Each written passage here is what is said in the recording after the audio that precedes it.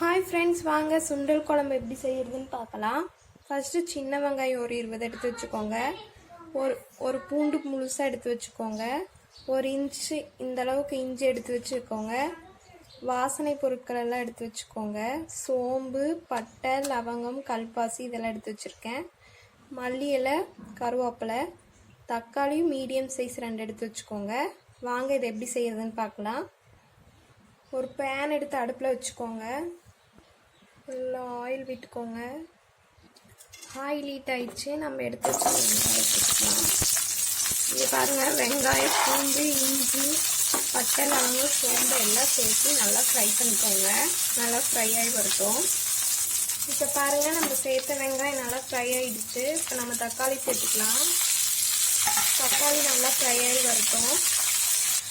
இந்த ஸ்டேஜில் நம்ம எடுத்து வச்சுருந்த மல்லி இலையை சேர்த்துக்கோங்க. நல்லா ஃப்ரை பண்ணி விட்டுக்கோங்க. பாருங்கள், தக்காளி நல்லா ஃப்ரை ஆகி வந்துச்சு. இப்போ நம்ம ஸ்டவ் ஆஃப் பண்ணிடலாம். இதை மிக்ஸி ஜாருக்கு மாற்றிக்கோங்க. பாருங்கள், நான் மிக்ஸி ஜாருக்கு மாற்றிட்டேன். இந்த ஸ்டேஜில் நான் ஒரு 1/4 மூடி தேங்காய் துருவி வச்சுருக்கேன். அதை இதில் சேர்த்துக்கலாம். சேர்த்துட்டு நல்லா நைஸாக அரைச்சிட்டு வந்துடுங்க. இந்த மாதிரி அரைச்சி எடுத்துக்கோங்க. இப்போ குக்கர் எடுத்து வச்சுக்கோங்க. நல்லா ஆயில் விட்டுக்கலாம். ஆயில் நல்லா ஹீட் ஆகட்டும். ஆயில் நல்லா ஹீட் ஆகிடுச்சு. நான் இப்போ கடுகு சேர்த்துக்கிறேன். இதில் ஒரு பிரியாணி இலை சேர்த்துக்கோங்க. இது நல்லா பொரிஞ்சு வரட்டும். கடுகு நல்லா பொரிஞ்சிருச்சு. இந்த ஸ்டேஜில் நான் கருவேப்பிலை சேர்த்துக்கிறேன். கருவேப்பிலை சேர்க்கும்போது நல்லா குட்டி குட்டியாக பொடியாக நறுக்கி சேர்த்துக்கோங்க. அப்புறம் சாப்பாட்லேருந்து ஒதுக்க மாட்டாங்க குழந்தைங்கலாம். ட்ரை பண்ணி பாருங்கள். கருவேப்பிலை நல்லா பொரிஞ்சிருச்சு. இந்த ஸ்டேஜில் உருளைக்கிழங்கு சேர்த்துக்கிறேன். உருளைக்கிழங்கு இருந்தால் சேர்த்துக்கோங்க, இல்லைன்னா விட்டுருங்க. நல்லா ஃப்ரை பண்ணிக்கோங்க. பருப்பு சுண்டல் எடுத்து வச்சுருக்கேன். இதை ஒரு 8 மணி நேரம் ஊற வச்சு எடுத்துக்கோங்க. இதை நம்ம இப்போ சேர்த்துக்கலாம். இப்போ நம்ம அரைச்சி வச்சுருந்த விழுந்து சேர்த்துக்கலாம். கொஞ்சம் அப்படியே கலந்து விடுங்க. இப்போ பாருங்கள், நான் 2 ஸ்பூன் மிளகாத்தூள், 2 ஸ்பூன் மல்லித்தூள், ஒரு 1/2 ஸ்பூன் மஞ்சள் தூள் எடுத்து வச்சுருக்கேன். அதை இதில் சேர்த்துக்கலாம். இதை நல்லா சேர்த்து கலந்து விட்டுருங்க.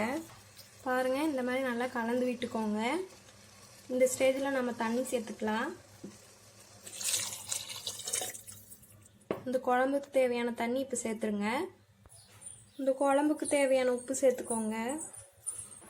அவ்வளோதான் ஃப்ரெண்ட்ஸ், குக்கர் மூடி போட்டுருங்க. இப்போ ஒரு 4 விசில் விட்டு எடுத்துக்கோங்க. விட்டு எடுத்துகிட்டு உங்களுக்கு காமிக்கிறேன்.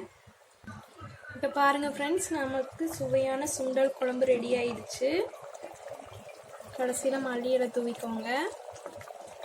கேஸை ஆஃப் பண்ணிடலாம். அவ்வளோதான் ஃப்ரெண்ட்ஸ், நம்மளோட சுவையான சுண்டல் குழம்பு ரெடி ஆயிடுச்சு. இந்த வீடியோ பிடிச்சிருந்தா லைக் பண்ணுங்கள், ஷேர் பண்ணுங்கள், சப்ஸ்கிரைப் பண்ணுங்கள். இதை செஞ்சு பார்த்துட்டு எப்படி இருந்துச்சுன்னு கமெண்ட் பாக்ஸில் கமெண்ட் பண்ணுங்கள். தேங்க்யூ. இப்போ பாருங்கள் ஃப்ரெண்ட்ஸ், நம்மளோட சுவையான சுண்டல் குழம்பு ரெடி ஆயிடுச்சு. அவ்வளோதான். இதை நம்ம ஸ்டவ் ஆஃப் பண்ணிடலாம்.